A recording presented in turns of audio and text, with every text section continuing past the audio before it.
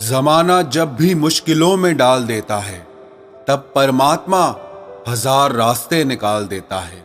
एक पादरी अपने शिष्यों को उपदेश दे रहे थे कि यदि आपके मन में ईश्वर पर पूरा विश्वास है तो आप हर मुश्किल को पार कर जाएंगे। दुनिया की बड़ी से बड़ी रुकावट भी आपको रोक नहीं पाएगी। आप पानी पर चल जाएंगे, आग से भी गुजर जाएंगे। उनकी इस बात पे एक भोले भाले शिष्य ने पक्का भरोसा कर लिया और वो मन में ईश्वर पर पक्के विश्वास के साथ पानी पे चलने लगा।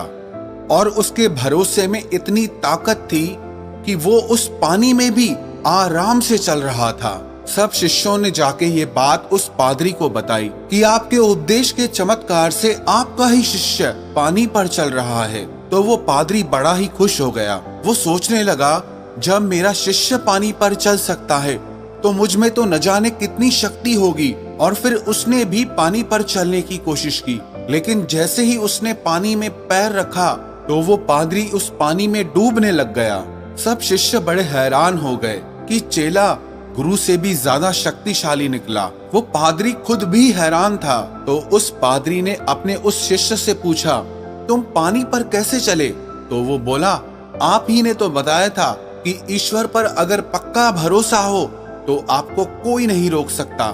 दुनिया की कोई मुश्किल आपको नहीं रोक सकती। आप पानी पर भी चल जाएंगे और आग को भी पार कर जाएंगे। बस उसी बात पर मैंने पक्का विश्वास कर लिया और मैं आसानी से पानी में चलने लगा।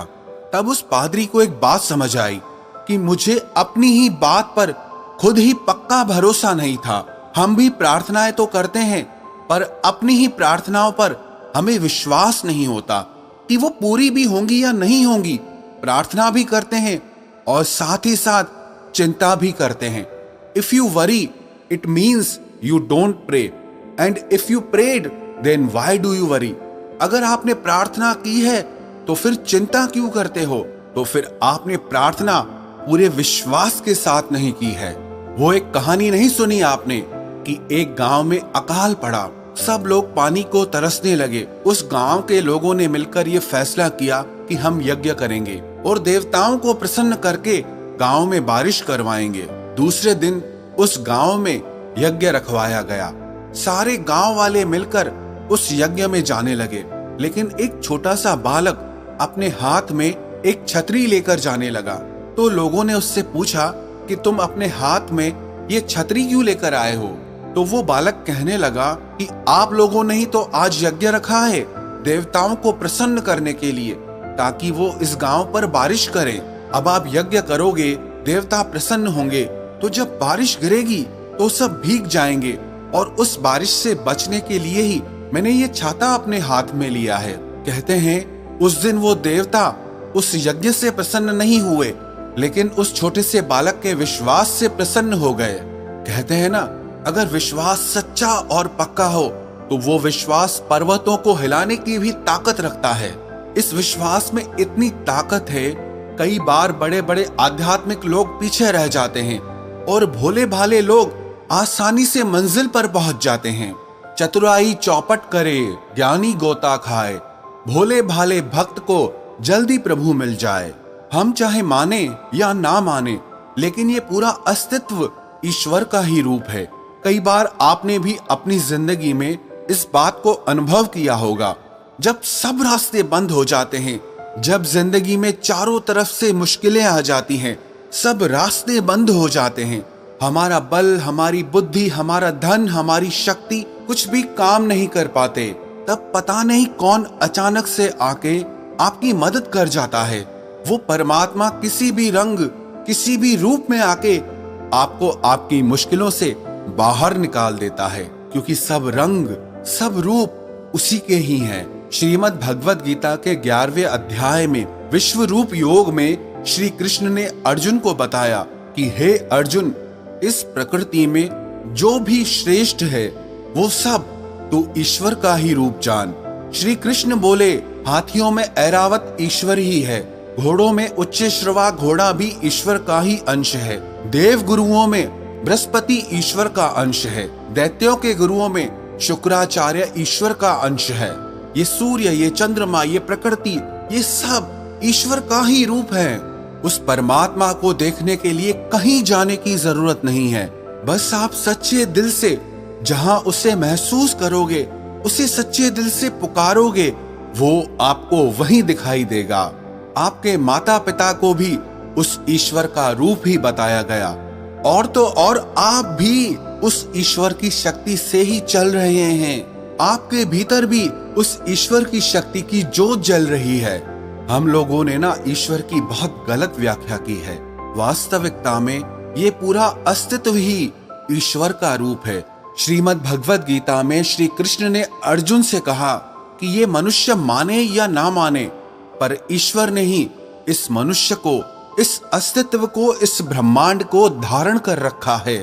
हमारी हालत ना उस मछली जैसी है जो पानी में ही जीती है और पूछती है कि पानी कहाँ है। मैं नहीं मानती पानी को, जबकि वो उसी में पैदा होती है और उसी में अपनी पूरी जिंदगी निकाल देती है। पर वो पानी के इतने ज्यादा करीब है कि पता ही नहीं चलता कि मैं पानी में ही जी रही हूँ। अब वो पानी को ढूंढने जाएगी तो उसे पानी मिलता ही नहीं। हमारी भी यही कहानी है। हम इस प्रकृति रूप परमात्मा से ही जन्म लेते हैं और इसी में ही जीते हैं और इसी में ही लय हो जाते हैं। लेकिन फिर भी पूछते हैं कि कहाँ है ईश्वर? हमने तो कभी देखा ही नहीं, हम उसे मानते ही नहीं। लेकिन याद रखना, गलत कहते हैं कि तेरा पता नहीं, गलत कहते हैं कि तेरा पता नहीं। सच तो ये है कि तेरे ढूंढने की हद तक तुझे कोई ढूंढता नहीं। कबीर दास जी ने भी कहा है, मोको कहाँ ढूंढे रे बंदे, मैं तो तेरे पास में। ना तीरथ में, ना मूरत में, ना एकांत निवास में, ना मंदिर में, ना मस्जिद में, ना काबे कैलाश में, मोको कहाँ ढूंढे रे बंदे, मैं तो तेरे पास रे। ना मैं जप में, ना मैं तप में, ना मैं व्रत उपवास में, ना मैं क्रिया कर्म में रहता, ना ही योग संन्यास में, मोको कहाँ ढूंढे रे बंदे, मैं तो तेरे पास में। खोजी होए तो तुरंत मिल जाऊं, एक पल की ही तलाश में, कहे कबीर सुनो भई साधो, मैं तो हूँ विश्वास में। तो जहाँ विश्वास है, जहाँ भरोसा है, ईश्वर वहीं पर मिलते हैं, ईश्वर वहीं पर दिखते हैं।